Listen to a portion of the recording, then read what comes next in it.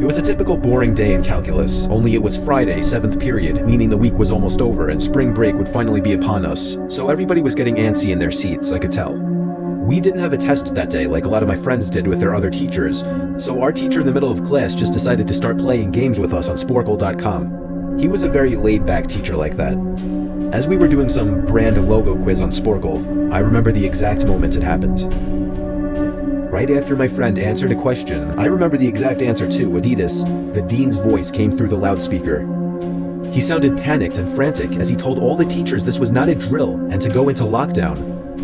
I actually got the chills and I got goosebumps on my arms as our usually laid-back teacher too seemed panicked as he ran to turn off the lights and ushered us to the back corner of the room. We all sat in silence for about 2 minutes, and then the usual buzzing that came from a panel in the back of the room ceased, indicating that the school must have cut all the power. We all looked at each other, realizing this must be serious. A few more minutes of waiting later, we heard a man screaming at the top of his lungs coming down the hallway. 2 girls in the class actually started crying, which made all of us even more scared. As the screaming got closer to the classroom, the lunatic-sounding man started banging on the lockers while screaming, "I'll kill all of you." It was at that moment that I started to fear for my life. My teacher shushed us as we all looked at each other to see our peers' reactions. The banging then moved from the lockers to our classroom door. And that's when one of the crying girls screamed no. The banging on the door only grew worse as the man started screaming, "Open up." 2 of the girls in the class were crying out loud now. It felt like an eternity that man was pounding at the door, but eventually he finally continued down the hallway, screaming like a mentally insane person until we could not hear him anymore. I'd say 10 minutes later, though it felt like half an hour given the situation, the dean came back on the loudspeaker explaining the situation, which was surprising for him to do. He explained that some apparently mentally unstable person entered the building and assaulted the woman sitting at the front desk, causing her to flee the building screaming, and staff wasn't sure if the man was armed or not. Now this was before the school had cameras or could afford proper security, so the school was wide open to something like this happening. The staff had done a sweep of all the hallways and classrooms and couldn't find him, so the dean instructed the teachers to resume teaching but to keep all the doors locked and to not let any students leave for any reasons. The most disturbing part, however, is that one of the janitors working the night shift found the man sleeping in one of the storage closets near the back end of the school, and according to rumors that were spread by my peers, sticking out of his pocket was a .44 Magnum. The janitor must have done something stupid to wake him up, for example, leaving the closet door open, because by the time a police officer could arrive on the scene, the man was gone. My entire class, as far as I know, to this day, has no idea if this man was ever found, but I like to think that right now, he's being given the proper help that he needs. My school has 2 lunch periods. First lunch period is for all 6th graders and some 7th graders. The second lunch period is for the other half of the 7th graders and all 8th graders. The lockdown happened in the beginning of October. The day the lockdown occurred, it was overcast and rainy. During the first lunch period, I heard 4 loud booms. I personally thought it was thunder, but the entire lunch crowd started screaming. I was thinking those kids were just serious pussies, but the campus security came in and started yelling at people to go into the multi-purpose room, and the kids who were in line buying lunch had to throw out their lunch and come inside. Me and some friends went inside the room along with a huge group of other kids. Everyone was curious as to what was happening. Our multi-purpose room is huge, and the back wall of the room is made of see-through glass. When me and my friends were rushed inside the campus, security was covering the glass with the curtains, and there were adults at every exit.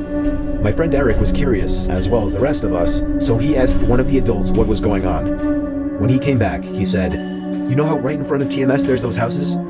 I replied, "Yeah."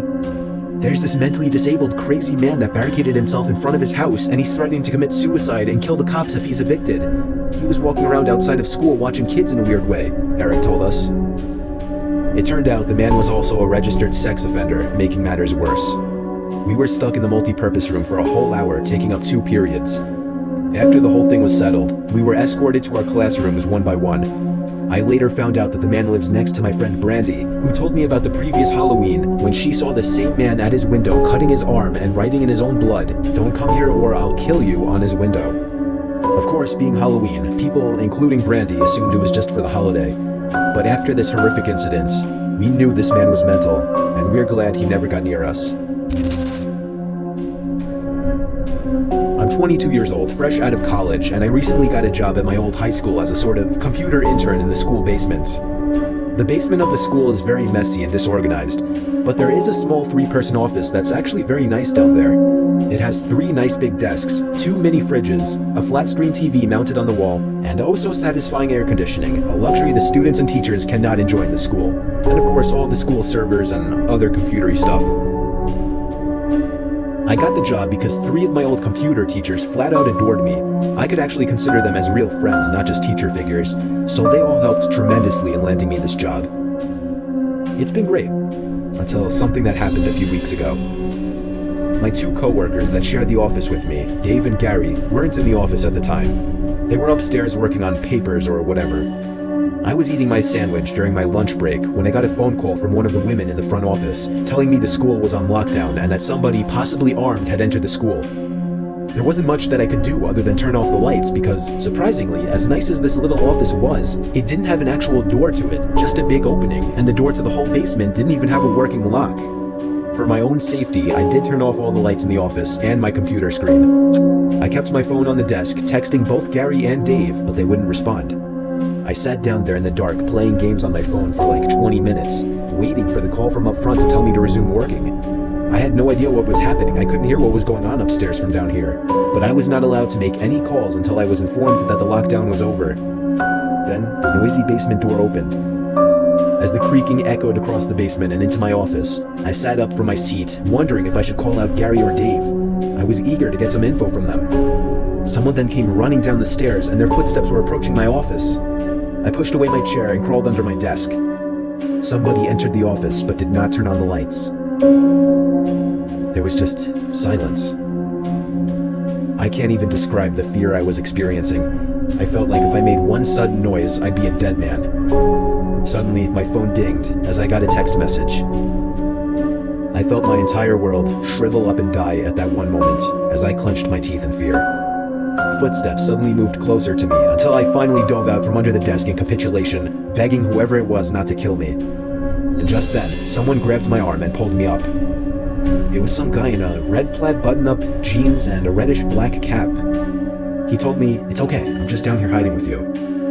"What's going on up there?" I whispered to him. He kind of ignored my question and asked me if there's an exit down here. I told him, "Yeah, around that way." Before he could do anything else, I asked him, "Who are you?" There was a brief moment of silence before he started explaining he was coming in to pick up his son when a teacher told him to hide.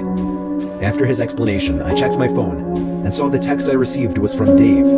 It said, "Dude, this is fucking crazy. Some guy with a gun shot Mr. Buckley. He's wearing a red shirt and hat. Whatever you do, don't come upstairs." I was about to reread that text out loud to the man until I realized. I looked up and felt my stomach sink. The man seemed to catch on to my suspicious stare. Panicking, all I could think to do was to run for the upstairs. A gunshot echoed through the basement and I could hear the bullet ricochet off something metal in the darkness. But thank God the bullet missed me and I made it upstairs. Fortunately, police were waiting at all exits, including the basement exit, and caught the man the second he opened the door. More good news, our teacher Mr. Buckley survived the gunshot. It was later determined that the man and Mr. Buckley had some beef for whatever reason, but that was never revealed. All we know is that Mr. Buckley couldn't have done anything that would have warranted this kind of reaction. And I know that the sound of that gunshot will forever echo in my mind.